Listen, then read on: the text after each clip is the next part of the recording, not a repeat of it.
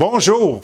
Hey, le grand jour est enfin arrivé, chers résidents de Katassa. J'espère que vous allez bien. Aujourd'hui, on va cuisiner avec vous. Je cuisine quoi? Je cuisine des fameux crab cakes. C'est la saison du crabe qui débute en ce moment. Le crabe va arriver ici en région dans quelques jours et puis j'espère que vous aurez la chance d'en manger. Et les crab cakes, ben je pense que il n'y a pas personne qui aime pas ça. C'est bon, c'est facile à faire et faut juste se donner le trouble de le faire. Puis aujourd'hui, ben, je vais vous donner des petits trucs, des petites recettes, comment le faire et surtout comment moi je le fais pour qu'il y ait la petite touche de Stéphane là pour vous. Alors, on commence. Cette recette, ce que je vous propose, ben justement, le crabe. Hein? Alors, vous pouvez prendre soit du crabe déjà effiloché ou émietté en flocons, ou si jamais vous avez des surplus lorsque vous mangez des pâtes de crabe, ben vous défaisez, vous gardez la chair et tout simplement, ça vous prend à peu près une demi-livre de crabe. Après ça, bien sûr, de la moutarde de Dijon, de la mayonnaise, un peu de sauce piquante ou de tabasco selon ce que vous aurez choisi, des fines herbes, un peu de jus de citron, et ciboulette, poivron, un œuf pour coller le tout et un peu de chapelure pour s'assurer que les galettes soient bien grillées. D'accord? Alors, on débute.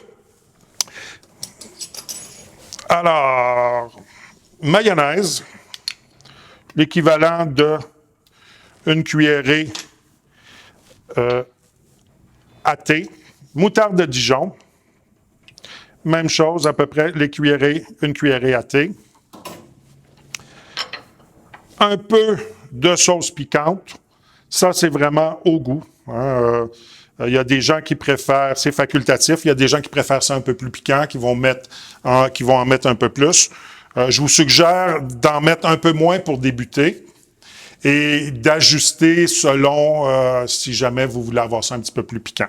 Bien sûr, la chair de crabe. Hein? Alors, on en met une bonne quantité. S'il y a des gros flocons, des morceaux, n'hésitez pas, c'est pas grave. On veut avoir le maximum de crabe. Après ça, ben, ça nous prend un œuf. Un petit truc pour casser un œuf, casser l'œuf sur une surface qui est toujours plate et ça va éviter d'avoir des petits morceaux, des écailles dans votre mélange. OK. Après l'œuf, bien sûr, on peut venir mettre un peu d'herbe fraîche. Alors, la ciboulette est toujours bonne. De l'oignon rouge, c'est très bon aussi.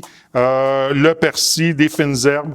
Vous prenez, dans le fond, ce que vous avez, soit sur votre petit potager ou ce que vous avez dans le frigidaire. Et vous y allez selon le goût. Hein? La recette, l'idée, c'est que vous puissiez faire ce que vous aimez et choisir les ingrédients que vous aimez, dans le fond. Un peu de poivron rouge. Hein? Alors, on appelle ça un poivron rouge et non un piment. Le piment est fort, le poivron rouge est doux. Alors, c'est un poivron qui n'est pas très, très fort. Et je vous montre un peu comment on peut faire pour le couper. L'idéal, c'est de tenir les doigts sur le côté. Et tout simplement, on vient faire des petites languettes, des petites lisières. Et ce que ça va faire, c'est que ça va nous permettre, lorsqu'on va le tourner en angle, d'avoir des petits cubes. Et on appelle ça, en termes culinaires, une brunoise.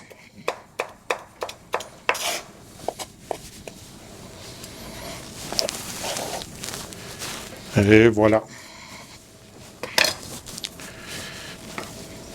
Alors maintenant, tous nos ingrédients sont dans notre plat. Et ce qu'on veut chercher, c'est s'assurer d'avoir un mélange qui est homogène. Hein? Et pour ça, bien sûr, vous pouvez prendre votre cuillère, mais vous pouvez prendre aussi une petite maryse. Ça va des fois aller un peu mieux. Et on veut un appareil qui est quand même humide, mais pas trop sec. Hein? Alors, nous, on voit que c'est un peu humide. Et si on veut que ça colle, ben, ça va nous prendre un élément qui va nous permettre de bien coller. Et ça va être la chapelure. Alors, ça va nous prendre quelques cuillerées de chapelure. Ça n'en prend pas une tonne, mais ça en prend un peu. Et cette chapelure-là va agir avec l'œuf pour nous permettre d'avoir un agent de liaison. Hein? Et voilà, notre appareil est là. Je vais essayer de vous montrer ça le plus près possible. Alors, ça nous donne un appareil qui est encore un peu humide, hein, parce qu'on ne veut pas que ça nous donne des galettes qui soient trop secs, mais aussi, on veut que ça puisse être humide, juteux et en bouche. Hein?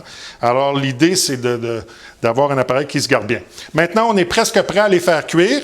Alors, je me suis fait une petite poêle ici et avec un peu d'huile pour pouvoir les frire. Hein? On peut bien sûr les cuire au four ou tout simplement juste les poêler quelques minutes de chaque côté. C'est pas très long, vous allez voir. Alors, pour faire nos galettes,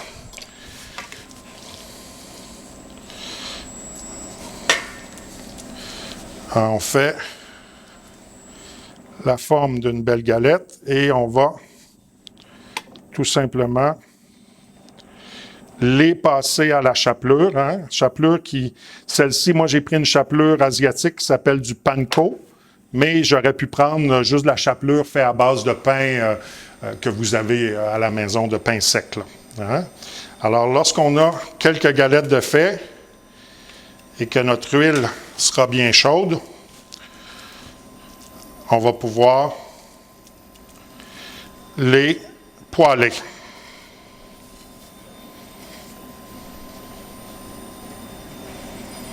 Et voilà, ça m'en fait 2.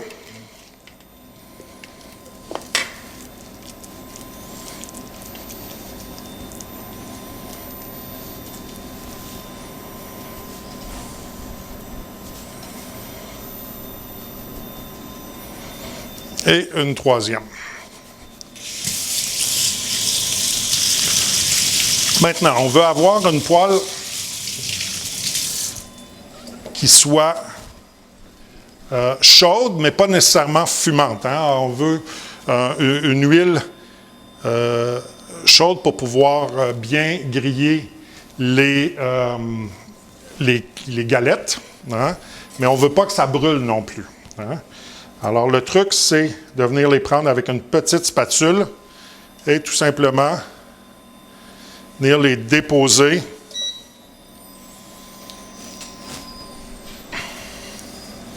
dans ce mélange d'huile.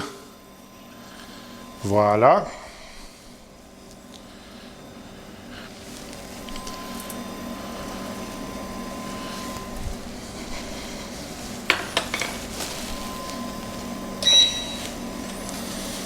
Et ça va prendre quelques secondes et ça va se mettre doucement à cuire. La cuisson, c'est pas très long. Hein? On parle de à peu près 3-4 minutes sur un côté, on retourne doucement et 3-4 minutes sur l'autre côté. Il m'en reste assez, tiens, pour en faire peut-être 2 autres. On va les faire. Pas avoir de gaspille ou de perte. Hein?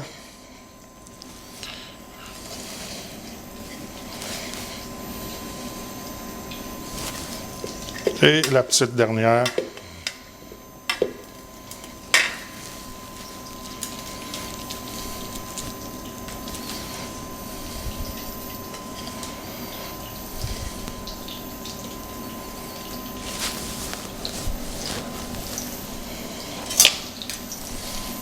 Alors, on voit que ça commence tranquillement à prendre forme ici. Hein?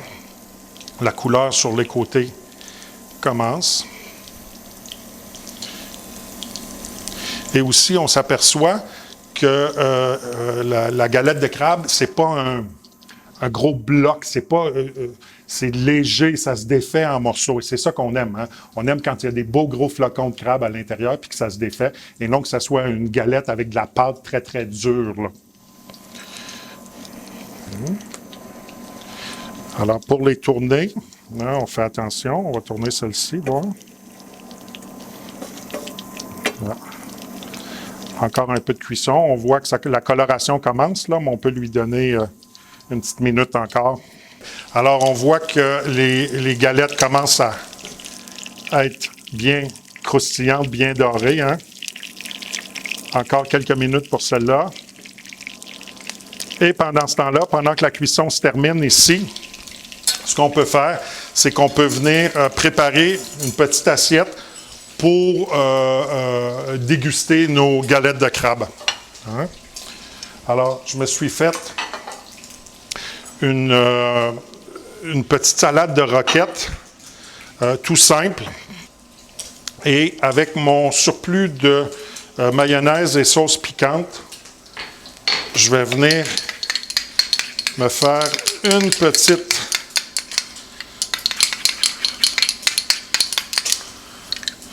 petite sauce légèrement piquante que je vais pouvoir déposer dans le fond de mon assiette. Par ce temps-là, mes galettes vont être cuites. En voilà une.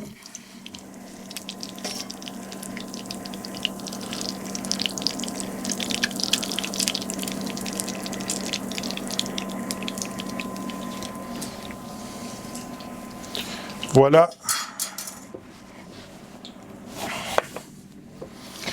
Alors,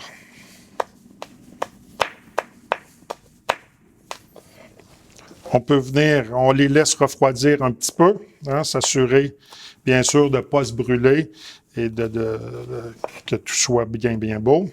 Hein. Et tout simplement, on vient déposer délicatement nos deux galettes de crabe sur notre assiette. Pourquoi pas quelques petites pousses en décoration. Un petit peu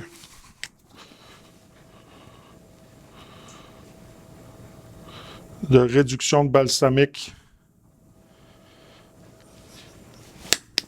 sur le tout. Et pourquoi pas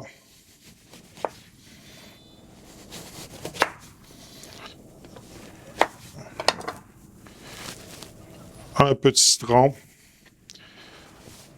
pour aller au goût.